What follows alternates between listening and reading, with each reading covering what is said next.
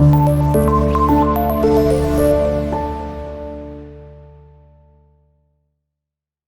वालेकुम स्टूडेंट्स, आज हम अपना चैप्टर नंबर 4 का टॉपिक कर रहे हैं ह्यूमन हेल्थ।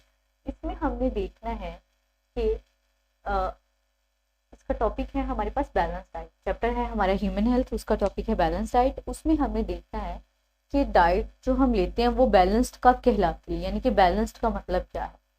बैलेंस डाइट वो होती है जिसके अंदर आपके पास जो भी आपके फूड के मेजर कंपोनेंट्स हैं वो एक एग्जैक्ट अमाउंट में हो, यानी कि उनकी जो रेशो है वो एग्जैक्ट हो। कार्बोहाइड्रेट्स, फैट्स, प्रोटीन्स, वाटर, उनका जो है वो बैलेंस खराब ना हो। अगर जब आप बैलेंस डाइट नहीं लेते, या तो आप ओबेसिटी की तरफ चले जाते हैं या आपको वीकनेस हो जाती है, आपका वेट बढ़ने लग जाता है या कम होने लग जाता है। अब जो ओबेसिटी है वो तो खुद एक बजाते खुद एक बीमारी है। तो हमने देखना ये है कि ऐसी कौन सी डाइट है या कौन सा लाइफस्टाइल है जिसको अपनाने से हमारा ना तो वजन बढ़ता है ना कम होता है, बल्कि जो असल बॉडी का वेट होना चाहिए आपकी एज या हाइट के हिसाब से वो रहता है। उसके अलावा इसमें हम पढ़ेंगे कि एज जो जैसे जैसे मतलब आप अपनी लाइफ के मुख्तलिफ फेजेस में से गुजरते हैं।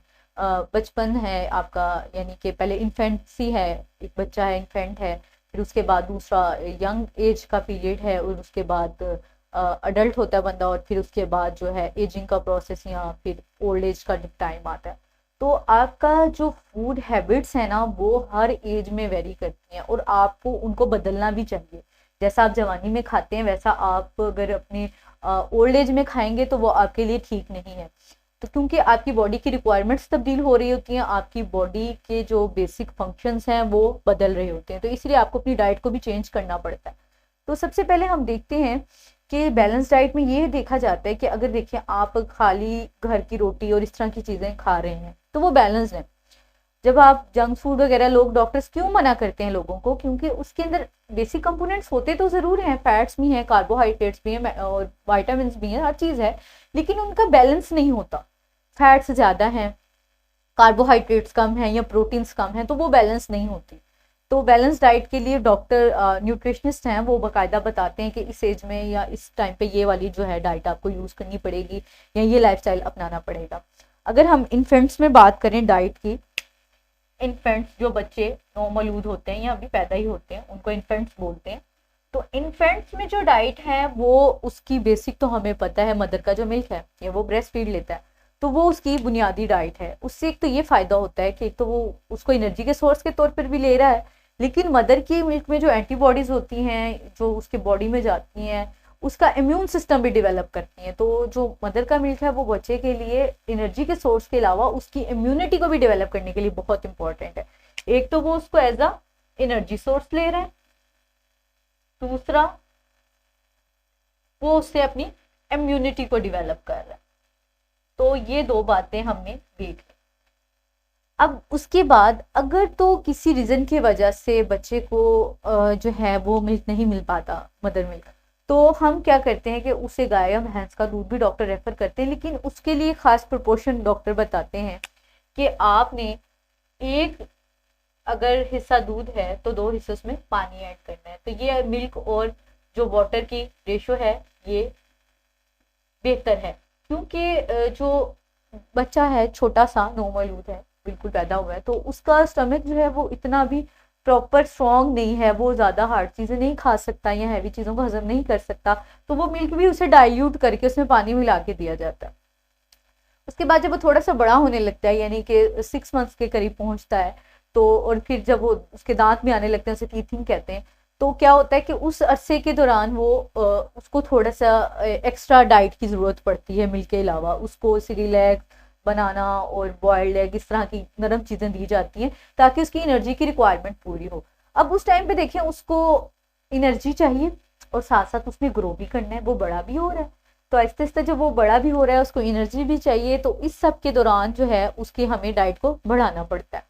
2 साल की एज तक उसको जाते हुए कीमा, चावल, इस तरह की चीज़ें जो हैं वो मदर्स को चाहिए कि उनको देना शुरू कर दें, क्योंकि उस टाइम पे बच्चा एक्टिविटी भी कर रहा होता है, वो थोड़ा बहुत पहले वो क्रॉलिंग स्टार्ट करता है, फिर वो भागना भी शुरू कर देता है। तो इस जो छोटा सा उसका 2 साल का टाइम पीरियड है उसमें आहिस्ता आहिस्ता आहिस्ता आहिस्ता उसको हम आहिस्ता आहिस्ता फूड की तरफ लाते हैं, दूध से नरम गज़ा, और उसे ऐसे करते करते हम उसको उसकी जो भी बेसिक नीड्स है इस तरह की दी जाती है उसको डाइट कि वो नरम भी हो और ये है कि उसकी एनर्जी की रिक्वायरमेंट भी पूरी हो रही हो। अब हम बात करते हैं यंग्स में, यानी कि जो यंग लोग हैं उनके अंदर डाइट की क्या होनी चाहिए, रिक्वायरमेंट क्या है। उनको ज़्यादा फैट्स की ज़रूरत है, उनको ज़्यादा प्रोटीन की ज़रूरत है।